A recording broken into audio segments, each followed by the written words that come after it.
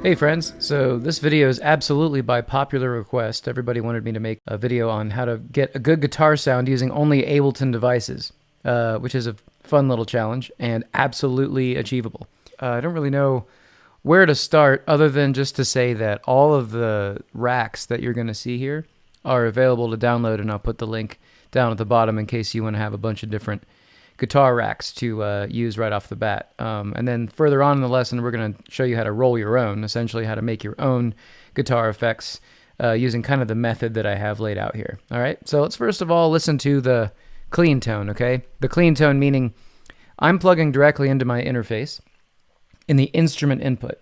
So when you're doing this, you want to make sure that when you plug in your guitar, that you're plugging into an instrument input, okay?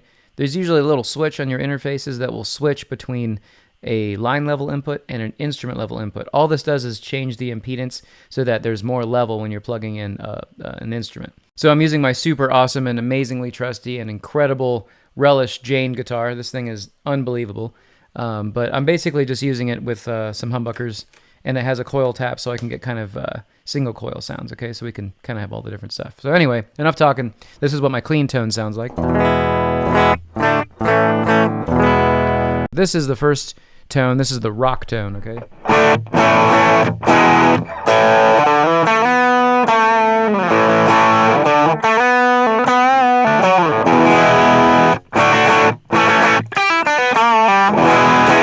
Right? And let's just maybe break down like what's going on here. So this is a rack, okay? When you combine a bunch of effects together and you save it, you can call this a rack, okay? And a rack is just a collection, in this case, a collection of effects. So yeah, let's break this tone down a little bit. There's a pedal, which is kind of a newer effect of Ableton. There's an amp, and then there's an effect rack with two different cabinet effects on here, okay? And then finally, we go into a compressor. So essentially, when you load up a brand new amp with Ableton, 9 times out of 10, if you don't know what you're talking about and you don't know what you're doing, you're going to be like, why on earth would anybody use this, okay? So let's go ahead and do that. We would load up a new audio track. I'm going to turn it on auto so I can hear my guitar. And when I load up an amp, we get this sound. Sorry about that. This is so bad. So yeah, if maybe I turn up the gain, turn down the volume.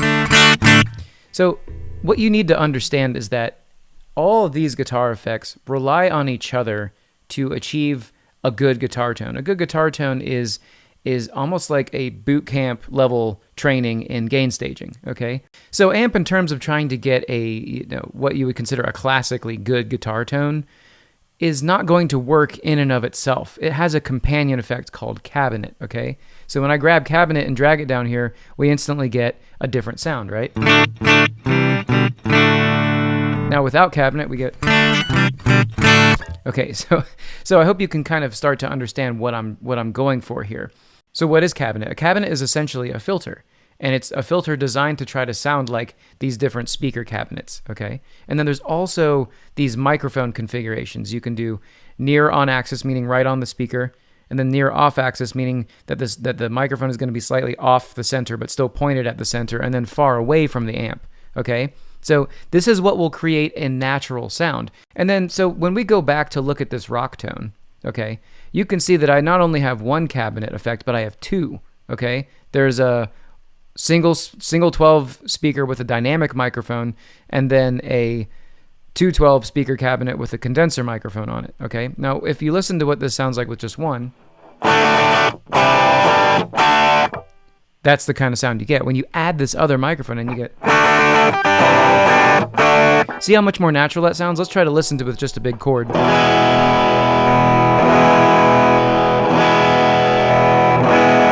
So when you think of designing a really ideal guitar sound, what you have to think of is that there is a whole series of things that are occurring before the amp and after the amp that create a natural tone. When you have a guitarist with an entire rig, usually that rig consists of a pedal board, an amp, and a cabinet that's being fed into the amp, and a microphone that's picking up the cabinet. That is the sum of its parts. And then at the end here, I have this just nice little, I chose just to use the lead solo glue compressor setting. It's a pretty good setting honestly on its own, and it just kind of levels out the sound. Now you might be looking at this amp and saying, well, Anthony, you're on clean tone, right? Why would you want the clean amp if you're looking for a rock tone, which is what this setting is? Well, that's where pedal comes into play. Without pedal, we get...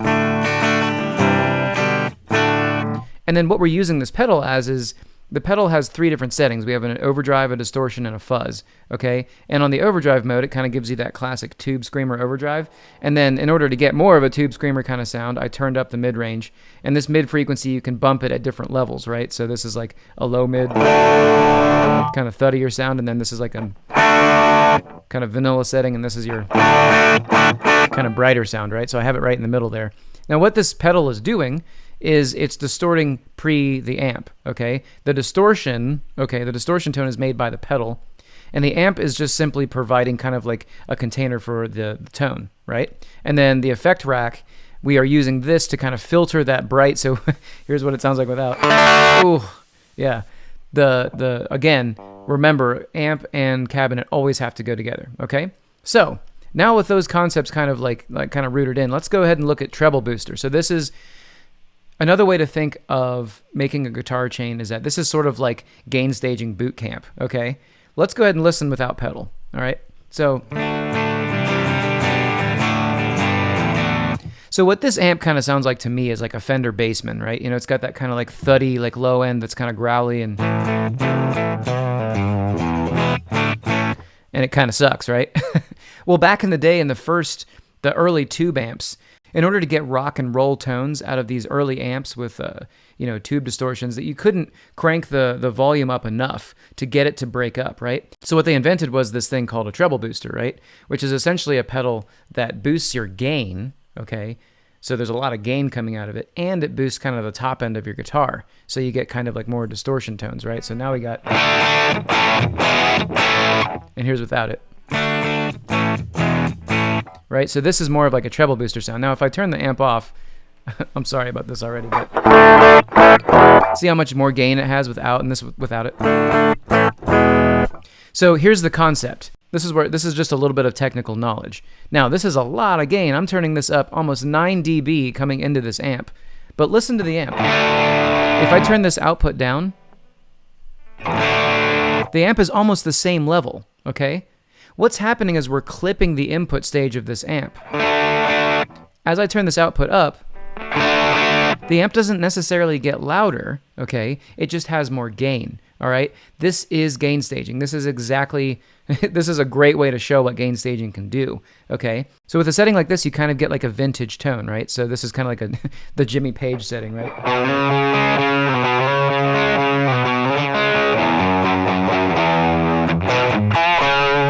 Right? So that's kind of that sound, right? And this is a really great way. Using Boost. Boost is a great amp to do this. Now, other amps, like Clean, aren't going to have this same result. All right, so as you can see down here, I don't know if I explained this yet, but these are all the different amp styles. These are different amps, if you will. And each one of them has a kind of a different way of handling the input gain. So if I switch to Clean, you can hear that if I turn the output up, we're going to get more gain as I turn it up, right? See how it gets louder? But if I turn it on Boost, we just get more distortion, okay?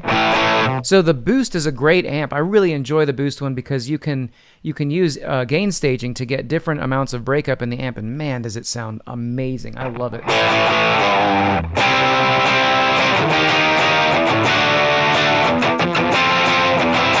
Right? Okay, so anyway, let's move on to a clean tone. So let's talk a bit about a clean tone. So when I say clean, I put it in parentheses for a reason. Let's listen to this without. This is with no processing. This is just my raw guitar signal. And now this is my clean amp. So you might be saying, Anthony, hey, that's not clean, man. Like, that's actually kind of distorted. And you were right. And maybe let's unpack that a little bit. So if I play lightly versus if I play heavily,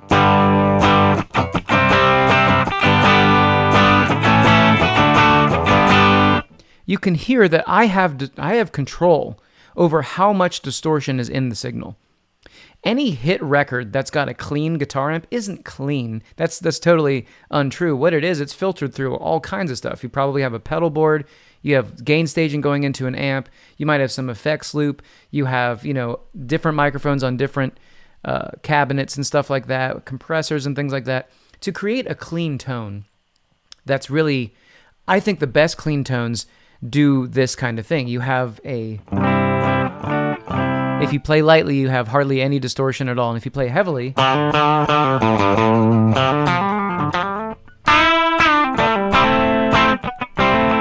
the player has control over the tone depending upon how they play, okay? And this is a great kind of amp to feed effects into.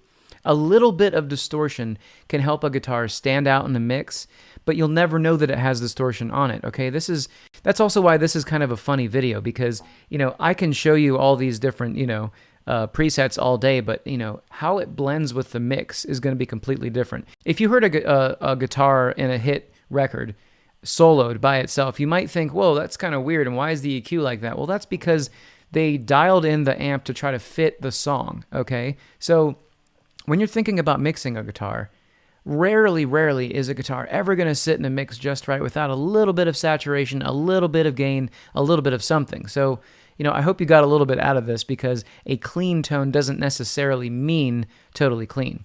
Now, let's talk about another way to blend a guitar. Now, up until this point, I haven't used any reverb, but I'm going to go ahead and turn on my, I made a studio guitar reverb preset here, and I'm going to go ahead and turn that on. I'll put this in the little pack for you later if you want to use this too, but essentially this is, so in context of trying to figure out how we can make a more realistic guitar sound, reverb's going to play a big role, okay?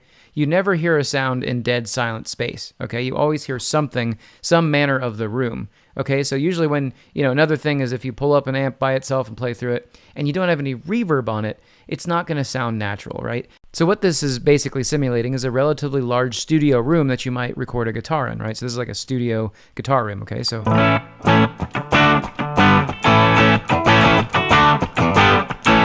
right, and without it,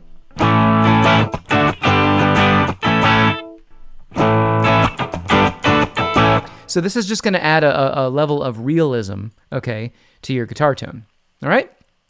So I'm just going to leave that on for the rest of the video. Let's move on to Big Fuzz. This is going to be hilarious.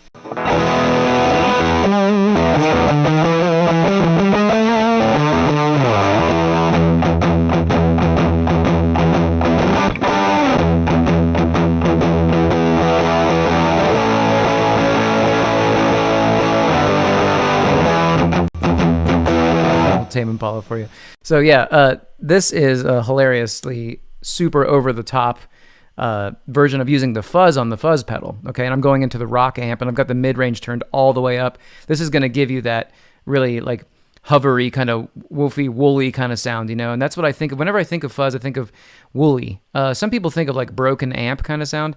I think it's more descriptive to think of it as a kind of like a big, hairy, woolly sound, right? And yeah, it's ridiculous, but that's why one of the most popular fuzz pedals is called the Big Muff Pie. So you get that kind of like fluffy, woolly kind of sound, right? So in this case, I've got the gain turned almost all the way up and the output turned almost all the way down, as you can see. And I've got a little bit of mid-range in there.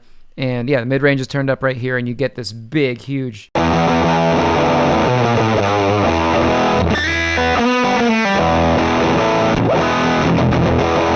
way over the top, right? Now, you might also be hearing, hey, Anthony, I hear like something in stereo. Well, yeah, I wanted to show you something else. I'll go ahead and turn the pedal off for just a second, so we get less of that noise. But in this case, you can hear that the amp is kind of in stereo. I'll even turn off the reverb just so we can hear this. And you're right, there's a little more treble on the right speaker and a little bit less on the left. And that's because what I've done is I've also tried something else. I've taken my two cabinets and I've actually panned them left and right. So this is a great way to get some stereo imaging out of your guitar. You could really go ham on this and make them pretty wide and get a...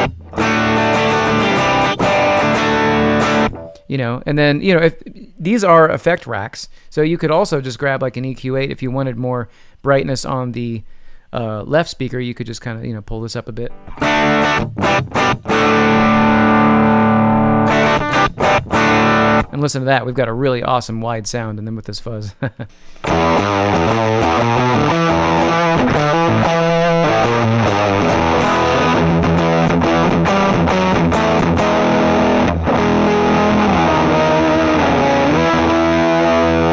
love Fuzz. Fuzz is awesome. So, if you can't tell, I absolutely love Fuzz. It's so unique. It's so distinct. It has a totally awesome character. And honestly, this emulation isn't bad. Now, I want to show you something else. If you turn on Fuzz and you right-click on this top menu, you can go to high quality, okay? Now, what this will do is I think it'll do some sort of oversampling to try to get more resolution, especially in the mid-range, out of the whatever effect you're using, whether it be overdrive, distortion, or fuzz. So now we get...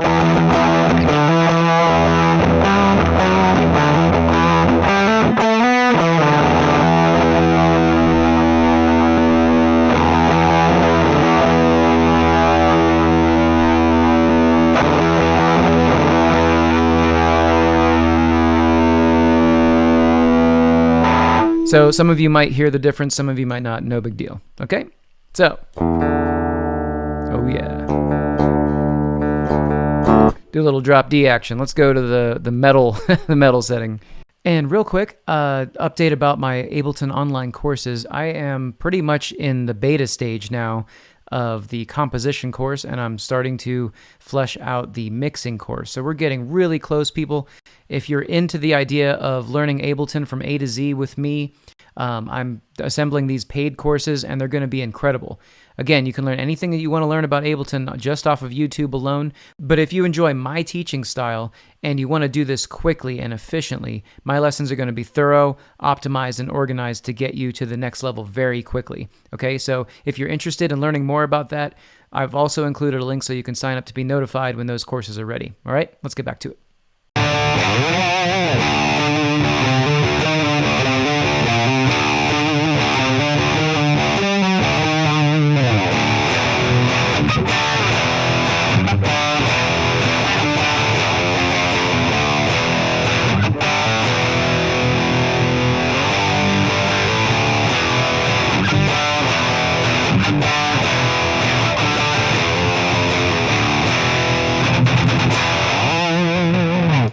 So yeah, if you're not a Tool fan, get out. So in order to make a metal sound, the most classic thing about a metal sound is high gain and scooped mids, okay? Now, you'll notice that, well, Anthony, you've got the bass more scooped than the mids. So that's where understanding what these different amps do is so important. This lead amp already has a scooped mid kind of sound. If I were to switch this to rock, right? That doesn't really work for me, right? Listen to lead.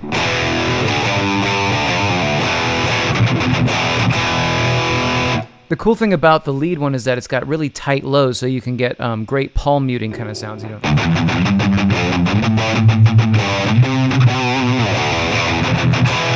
You feel me? And then, you know, you might say, well, why wouldn't you use heavy for heavy music? Well, I don't know. I kind of feel like I like the way that lead kind of bites a little bit more. You know, you'll notice that there are sort of some of these amps that I kind of skip over. And, you know, I think that lead just does a better job. It sounds like it has more mid-range resolution. It sounds like it just is going to sit in a mix a lot easier, right?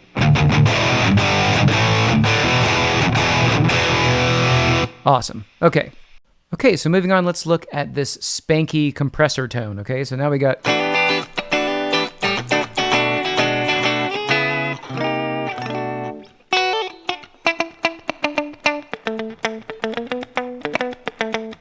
Understanding a compressor as sort of like a pedal effect is absolutely different than using a compressor to smooth out the a guitar track, right? This lead solo setting, this is more for just kind of smoothing out the volumes. But this compressor is set on some pretty extreme settings, and if you get something to the order of like a Ross compressor or something like that, these are almost limiter circuits, right? That have a really slow attack. And what that allows to happen is you get a lot of spanky kind of sound. So this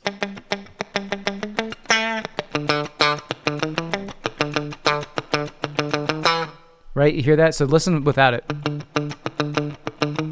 So what the compressor does is it can't react fast enough to push the gain down when it hits the threshold, and what that results in is a little bit of a spike in the audio right at the beginning, which is basically attack. It's adding kind of like a little clicky transient at the beginning of what you're playing, so you get that.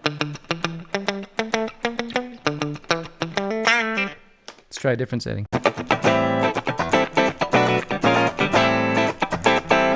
And you might also be looking at the pedal and being like, dude, you got the why are you using a pedal? This is a spanky clean tone, right? Well, what the pedal is providing me is a little bit of an extra tone palette in terms of my gain staging. If I just played with a clean amp, listen. Now with the pedal. Do you see how the pedal, it's sort of, and I'm subtracting a little bit of what's coming into the amp, so the amp can treat my signal a little bit differently, right? I've got sort of basically what would be a kind of different style of treble booster going into the clean amp, okay? Just remember, again, it's so important to think about how one effect is affecting the next effect is affecting the next effect, and so on and so forth.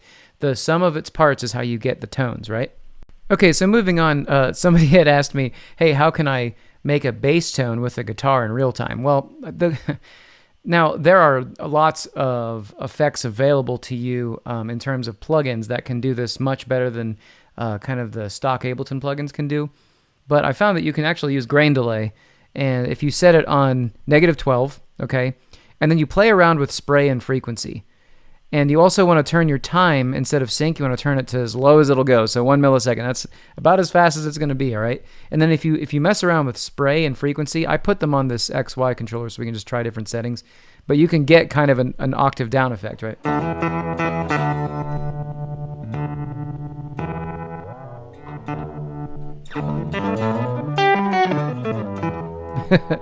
No, it's not going to be good. But what's cool about it is you can blend it with your original signal and get some really awesome sounds, right? So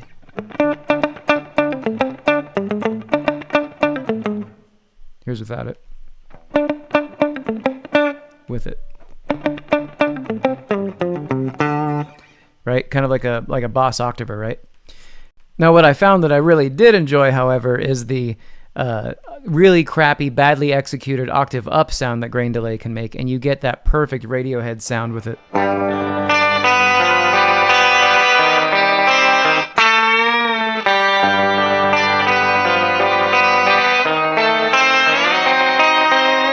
Right? It's like almost exactly right. It's just so cool. So these will also be included in that little kit.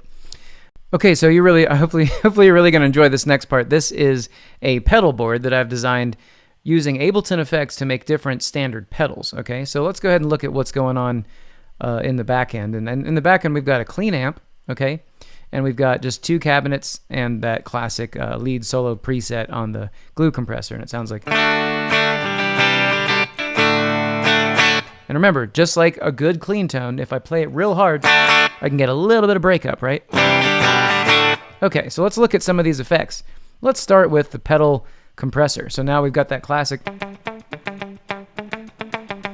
right? You get that kind of clickety kind of sound. Now here's an interesting one. This is a 2-pole phaser, okay? Kind of like your classic MXR phaser.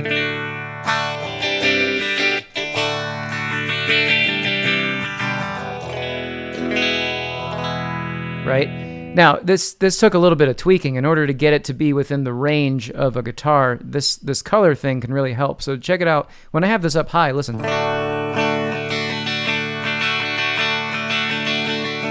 See how it kind of goes over the top of the range of the guitar? The guitar is a mid-range instrument, so you actually need to pull the color down. You can also get some cool tones when you use the space.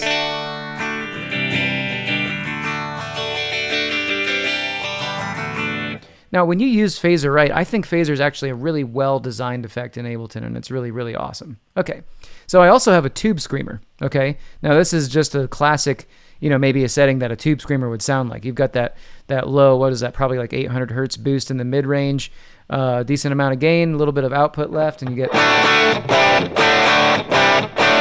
Now, what is so important to understand about guitar is that on a pedal board, the order of your effects really change everything, okay?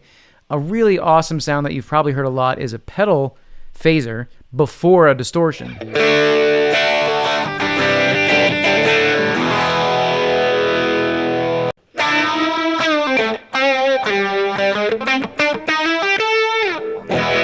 I like to think of this as kind of like the 90s lead tone, right?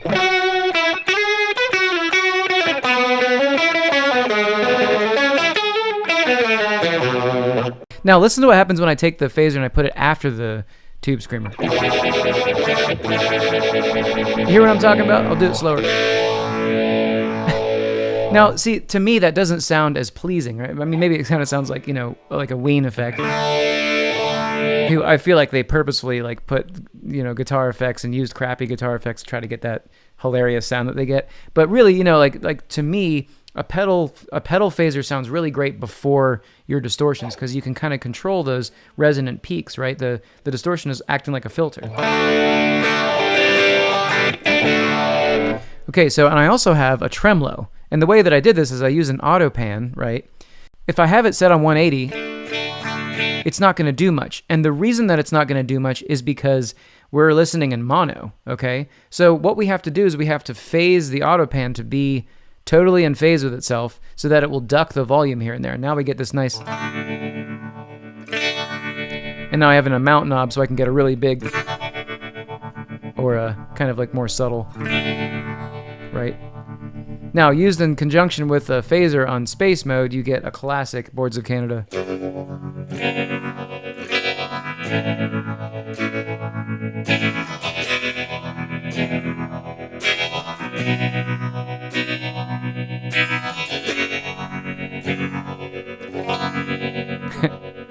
Feel me?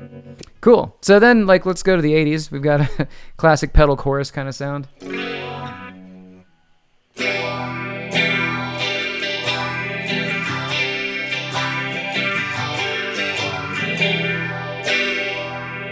So that's kind of like, you know, your classic, like, ballad, 80s ballad.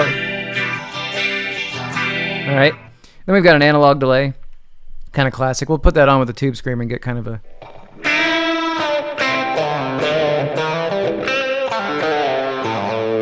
The way I designed this effect was I used Ableton's new echo effect, which is just so great. And the cool thing about it is that you can filter out the lows and highs of the echo, and you can get kind of like a more old school sound, right?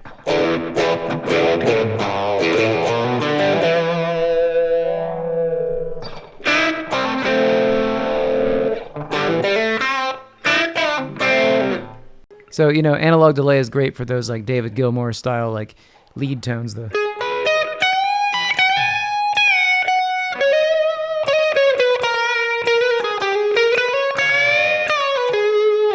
It's got that kind of like, you know, old school kind of really vintagey kind of sound. Yeah. So I'm going to turn that off. And let's go look at the beginning of this. So again, effect order is so important. Let's check out this envelope follower, right? Now, if I play this envelope follower with no other effect on, we're going to get kind of a spanky. Hear how, ooh, it just gets in your ear, right? So yeah, when I turn on this compressor though,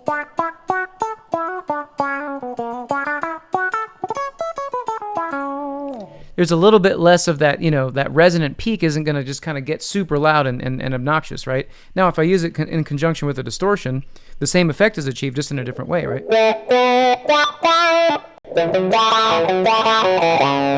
See what I mean? And maybe together.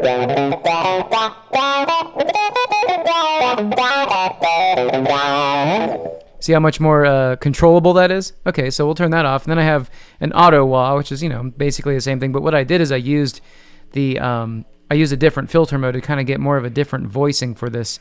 And I put it on 12 instead of 24, which is more common with wah pedals. So now we have...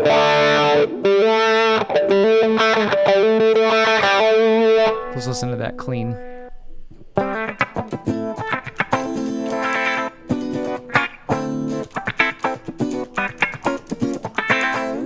Now another cool thing you can do is you can turn off this this amount for the LFO, and you can plug in a MIDI controller and kind of control your own wah if you want. Feel me? So yeah. So now we're gonna roll our own guitar tone. I'm gonna grab an amp. I'm gonna grab a cabinet. Okay. These are companion effects. They go together. As far as I'm concerned, there's no reason, unless you're gonna use a pretty drastic EQ8. I really think cabinet and amp just go together. It's just how it works, all right? So we'll choose the blues amp. Sure, that sounds, blues is kind of like a great betweener for pretty much any tone, right? Now the first thing I want to do is I want to kind of hone in on maybe the sound I want. Cabinet instantly comes with the condenser settings. I'm going to set this on dynamic. Now right off the bat, this is a bit bassy, but instead of turning the bass down that much on the amp, I'm actually going to grab a pedal, okay? So we're going to grab pedal, and right off the bat, we get more of a mid-range tone because we have it on the overdrive mode, right? And I'm going to turn the treble up a bit and the output down a bit.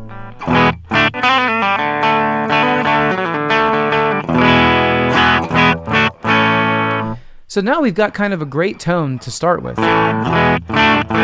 But it's a bit honky, right? It sounds honky. So what I'm going to do is I'm going to right-click here. I'm going to go to Group, all right? And now when I click on this middle thing to show or hide the chain list, I can actually duplicate this. Boom. Now we've got 2 cabinets. Now remember, if we're doubling the signal chain, we're also going to what? Double the volume. So I got to turn this down. Let's turn these down 7 dB each. And we should have relatively the same tone as we had before. So now we get... But now I can look at... I'll just mute the first one, and let's go ahead and try to work on this second tone. Let's use a condenser microphone, okay? And let's maybe make it off-axis. Actually sounds pretty good. Let's try far. And maybe let's try a different speaker. There we go. That's what I was looking for. I wanted to have kind of a more scoopy sound. Now what will happen is that if I turn both of these on at the same time, let's listen to the first one by itself. There's more of that honky kind of sound, right? So I'm going to turn this all the way down, and I'm going to sneak it back in until I get kind of a balanced tone, right?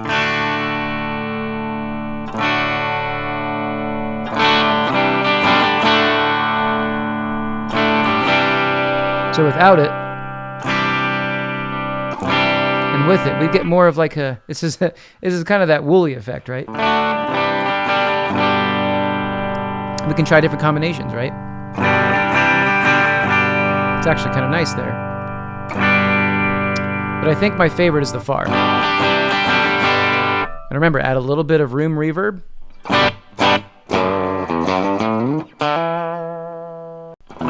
And yeah, once you feel like you've started to hone in on what a good tone is, the way to really be sure if it's a good tone or not is to give it the yellow Leadbetter test.